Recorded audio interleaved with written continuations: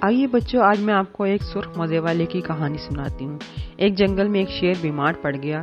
شیر کے بیمار ہونے کی خبر سن کر سارے جانور اس کی عیادت کو پہنچے۔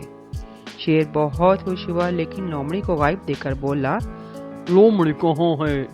یہ سن کر بھیڑیے نے کہا، بادشاہ سلامت اور بڑی لاپرواہ ہے، آپ اتنے بیمار ہیں اور وہ نہ جانے کہاں غائب ہے۔ اگر وہ آئے تو مجھے خبر کرنا، شیر نے کہا۔ تھوڑی ہی دیر ہوئی تھی کہ لومڑی وہاں آ گئی۔ بھیڑیے نے شیر سے کہا، بادشاہ سلامت، لومڑی آ گئی ہے، نہ جانے یہ کہاں پھرتی رہی ہے۔ شیر نے لومڑی کو خوب ڈانٹا، پھر پوچھنے لگا، کہاں رہ گئی تھی؟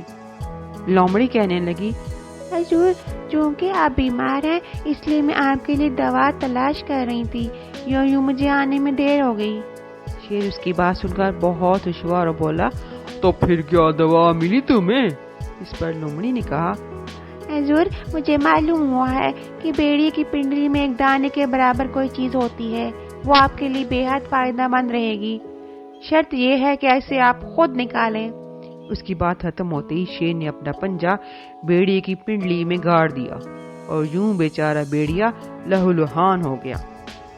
اس دوران لومڑی وہاں سے کھسک گئی اور راستے میں بیٹھ کر بھیڑیے کا انتظار کرنے لگی۔ تھوڑی دیر بعد بھیڑیا اس کے قریب سے گزرنے لگا تو اس نے دیکھا خون اب بھی اس کی پنڈلی سے نکل رہا تھا۔ یہ دیکھ کر اس نے طنزیہ کہا، اے سرخ موزے والے، بادشاہوں کے پاس جب بیٹھا کرو تو غور کر لیا کرو کہ تمہارے سر اور دماغ سے کیا چیز نکل رہی ہے۔ اب کسی نے سچ ہی کہا ہے